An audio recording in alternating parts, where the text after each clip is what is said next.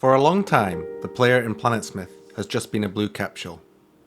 When creating the game's MVP, the player model was not important, as being in first person you can't see yourself. This, of course, will change when we add multiplayer, and we've already added a time-lapse mode where you can record yourself building. If you have seen some of our time lapses, you may have already noticed the blue capsule is gone, and there is a new character model. Or, if you took part in our first playtest, you may have seen it there, but I haven't talked about it here yet. This design was unpopular, and it has been replaced now too. Designing a character model for PlanetSmith is actually quite difficult. Not technically, as we're not trying to create a hyper-realistic player model, but we need to create a player model that feels at home in this world of hexels.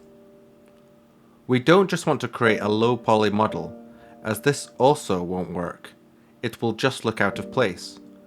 We need a design that reflects the world. Another core feature of our player model is that we want it to be easy to make custom skins for, because Minecraft created an expectation that the player can skin the character to be whatever they want it to be. Speaking of Minecraft, we also don't want to create a character that looks too similar to Minecraft's Steve. We want a design that is instantly recognizable as a PlanetSmith character. We began by experimenting on different ways we could distinguish ourselves from the existing Minecraft design. Adding more polygons was a good place to start. Community members had been making suggestions about characters' designs, so using some of those as a starting point, we began iterating. We tried different sizes, joint styles, and resolutions, meaning how many polygons are in the mesh, before settling on version 29. This had more detail than Steve, resembling our community's inspiration, and was relatively easy to UV map, making it possible for the community to make their own textures. The design was revealed to the community on the PlanetSmith Discord, and we released the files so people could try making their own skins. Polls were then posted so we could gauge what people thought of the design. It didn't take long to realise we missed the mark and we were going to need to rethink this. On Discord, we have a forum for suggestions and ideas, and in there we found an amazing concept for the design by one of our incredible Discord members, Jiri.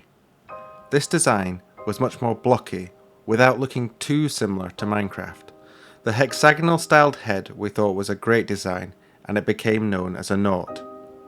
So we used Jerry's nought concept as inspiration to go through the iterative process again. We were now focused on retaining the cheerful, simplistic form while altering the body and limb shapes to see where else the design could lead us.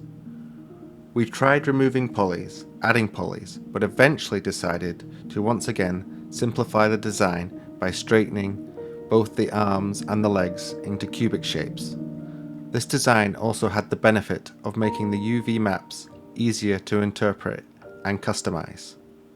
The next thing to get right was the animation. This is another area where we can add personality and uniqueness without adding complexity to the model. Minecraft has its own style with the locked limbs, so we wanted to move away from that by adding articulation to the elbow and knee joints. We tried 3 styles, one where the legs and arms smoothly bent in an arc, one where the legs have a hard crease, and lastly, one which was halfway between the two, where the legs and the arms had a sharp bend but were shaded smoothly. The hard crease turned out to be the most popular style, so this is what the player is going to look like.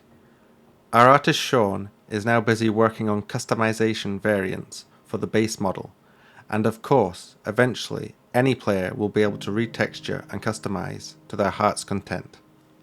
This devlog has been a bit different, as I haven't gone into any of the coding progress, but don't worry, that'll be all in the next devlog. Please let us know in the comments if you like this kind of art-focused content. Next devlog will be going over the progress we have been making into survival mode. It's turned out to be quite complex, but don't worry, we are still planning a playtest for early next year. Thank you to all our YouTube members. Without your support, we wouldn't be where we are now, and we're excited to go on this PlanetSmith journey with you. Don't forget to wishlist PlanetSmith on Steam and join our Discord. We're always polling our community about PlanetSmith, so take the opportunity to get amongst the discussion. Thanks, and see you again next year.